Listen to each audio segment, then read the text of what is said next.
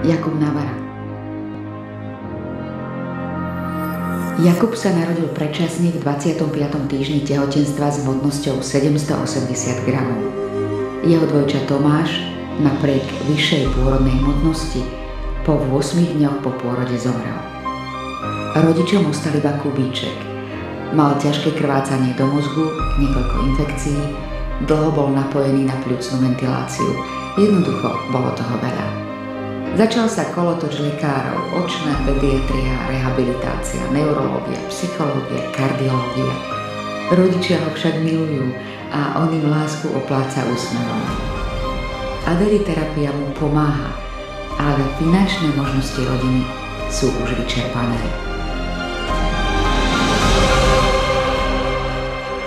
Veronika Bittnerová.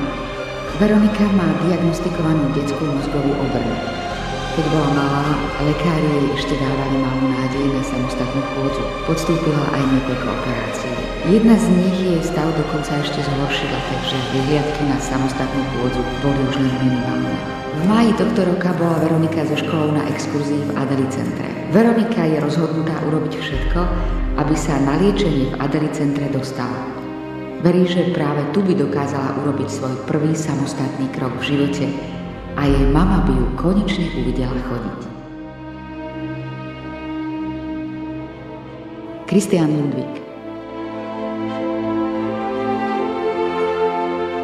Časopis Slovenka prednedávnom priniesol príbeh Evy a Ondreja Ludvigovcov, ktorí sa už 5. rok starajú o svojho postihnutého právnuka Kristiána. Kristián sa narodil predčasne s hmotnosťou 930 gramov. Lekári po tehotenských vyšetreniach Kristiánovým rodičom odporúčali potrat. Kristiánova mama pravdepodobne pre alkohol na potrat nešla. Našla si nového priateľa, s ktorým sa tiež viac zaujímali o alkohol ako o postihnuté dieťa. Ako by nasledovala príklad vlastnej matky, ktorá tiež opustila rodinu so 4 deťmi. Kristiánovi hrozil ústav. Jedinou možnosťou bola starostlivosť u prastarých rodičov.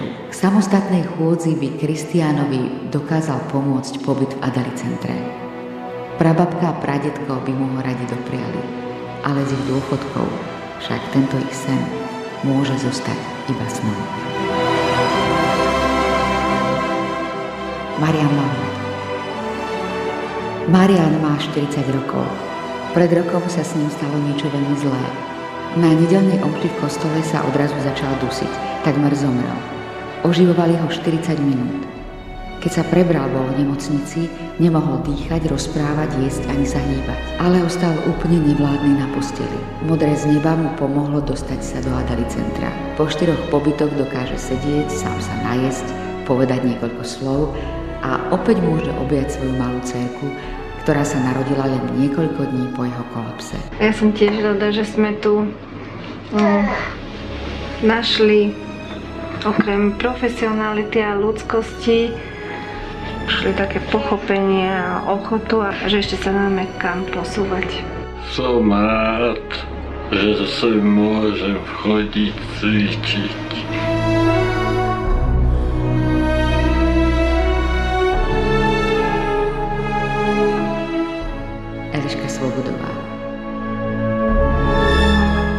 Eliškini rodičia sa 5 rokov snažili o dieťatko. Nakoniec sa po umelom oplodnení v 38. týždni narodila Eliška, na prvý pohľad krásna a zdravá. Keď sa však pokúšala o prvé kroky, začínala chodiť po špičkách a nepúšťala sa nábytku. Dievčatku bola diagnostikovaná detská mozgová obrna. Po vývinovej a mentálnej stránke je v poriadku. Eliškin otec rodinu opustil a narobil dlhy, ktoré Eliškina mama musela riešiť predajom bytu a auta a dodnes ich spláca. Eliška pre svoj ďalší vývoj potrebuje operácie nožičiek a následne by jej mama chcela dopriať intenzívnu rehabilitáciu v Adeli centre. Eliška má reálnu šancu na samostatnú chôdzu, ale žiaľ, terapiu jej mama nie je schopná zaplatiť. Bekim Azilu. Bekim bol do 16 rokov zdravý chalan, ktorý si svoju energiu vybíjal športom. Pretekal na terénnych bicykloch. V roku 2005 na pretekoch v Českom Přerove nešťastne spadol. Keď sa prebral, telo síce cítil, ale nevedel pohnúť ani rukami, ani nohami. Postupne a pomaly sa musel nanovo naučiť sedieť, pohybovať sa na vozíku. Beckham sa snaží ísť do všetkého, čo mu jeho handicap dovolí. V tandeme s inštruktorom už vyskúšal skok z lietadla z výšky 4 km, rovnako si užil aj let na Rogale, počas letného kúpania skákal do vody s vozíkom, alebo ho kamaráti hodili z móla do vody bez vozíka. Aj na pobyte v Adeli centre bol svojou energiou pre mnohých príkladom, že sa vždy oplatí bojovať.